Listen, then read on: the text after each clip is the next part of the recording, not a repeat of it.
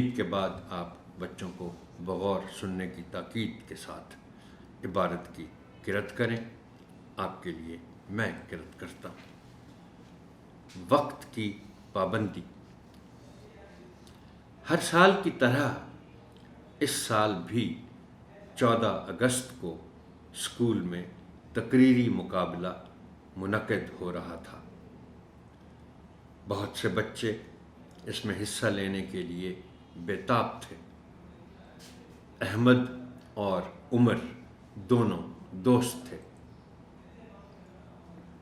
دونوں نے سوچا کہ ہم بھی مقابلے میں حصہ لیتے ہیں اور اپنا اپنا نام لکھوا دیا۔ اگلے دن احمد نے دیکھا کہ عمر ایک کونے میں کھڑا تقریر یاد کر رہا ہے۔ احمد کو بہت ہنسی آئی۔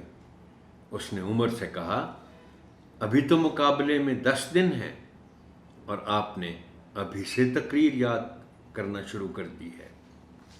عمر نے کہا کہ بھائی وقت تیزی سے گزر جائے گا۔ احمد نے کہا، ارے بھائی تقریر تو 2-3 دن میں یاد ہو جائے گی، میں تو کھیلنے جا رہا ہوں۔ وقت تیزی سے گزرا اور مقابلے میں صرف 3 دن رہ گئے۔ عمر نے احمد سے پوچھا، کیا تم نے تقریر تیار کر لی؟ احمد نے کہا، بس آج لکھوا کر یاد کر لوں گا۔ مقابلے کا دن آ پہنچا۔ احمد تقریر یاد نہ کر سکا، اس لیے وہ مقابلے میں شریک نہ ہوا۔ عمر نے مقابلے میں حصہ لیا اور بہت اچھی تقریر کی۔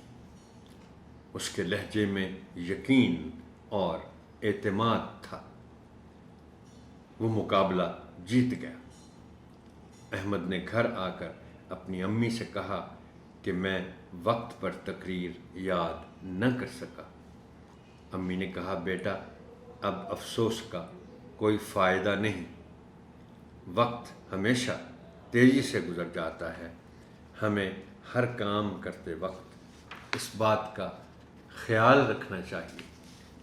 وقت کا صحیح استعمال اور وقت کی پابندی زندگی میں بہت ضروری ہے، ورنہ ہم پیچھے رہ جائیں گے۔